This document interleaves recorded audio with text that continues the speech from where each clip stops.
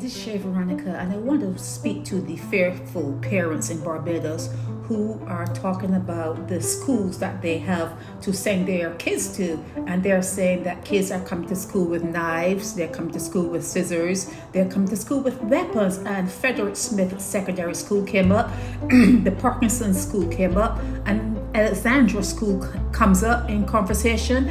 People are saying that they are afraid, parents are saying that they are afraid to send their kids to schools in Barbados. But what they should be afraid of is just having kids without giving it any thought.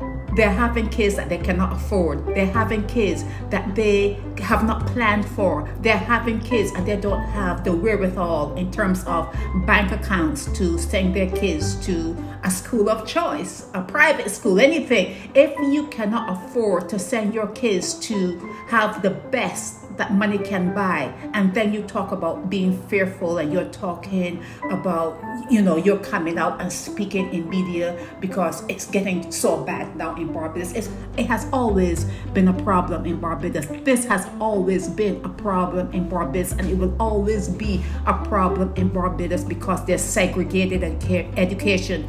Education in Barbados is segregated. It's apartheid type education in Barbados. So your fear should not be what school to send your kids to. Your fear should be having a child without having the means to provide for that child in Barbados. That's number one. Number two is, I've always thought that you should be able to buy organic foods or the best food money can buy, but that's not practical. Everyone cannot get there, cannot be there. So when they talk about this, the hamper foods that are given away to 5,000 families, vulnerable families in Barbados, if anything comes your way, do not be too proud, do not be too prideful. Take it. If a hamper comes to your door,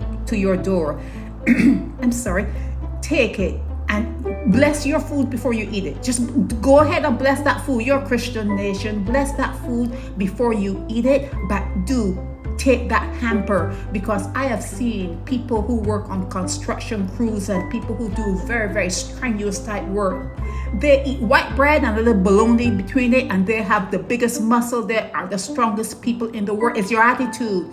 It's your attitude behind everything you do. So if you cannot afford to buy top shelf type food, take whatever hamper they're giving out around Christmas time to help you out. Take it. Yes, that is food that they held on to for hurricanes and other things that may have happened that didn't happen. There are catastrophes that happen, and they hold on to food so that they can distribute it to disaster areas. Yes, thankfully there weren't many of those things for this season, so they have that excess food. Take it.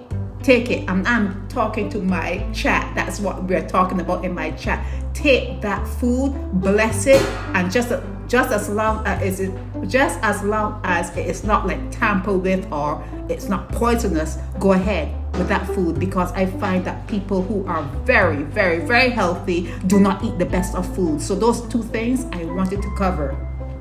The fearful parents, please do not have kids, or think hard on who you're going to have your kids with before you have them, and then talk about being fearful. And the food hampers, take them and bless your food. This is Shay Veronica.